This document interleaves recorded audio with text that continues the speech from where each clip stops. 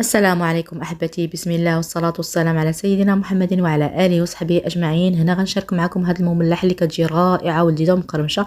كنعجن العجين ديالي كنخليه يرتاح وكنشد من بعد ما يرتاح نقسمو على 8 الكرات. كنجيب 120 غرام ديال الزبده بحراره المطبخ، وكان كل 2 كرات كندير وسط منهم 30 غرام ديال الزبده، وكنخليهم يرتاحوا واحد ربع ساعه نص ساعه. وكنجيب عاوتاني نطلقهم على شكل مربع وكنلويهم على شكل مسمنه وكنخليهم يرتاحوا عاوتاني واحد ربع ساعه ولا نص ساعه. وكنجي نطلقهم بالدلاك ونقطعهم على 4 وندير الحشو ديالي اي حشو كان، وكنجمعهم بهذه الطريقه هذه وكنقلبهم ونحطهم في صحيفه الفرن وكنشرحهم بالموس.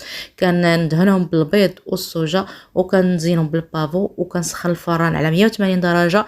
كنشعل الفوق والتحت وندخلهم طيبوا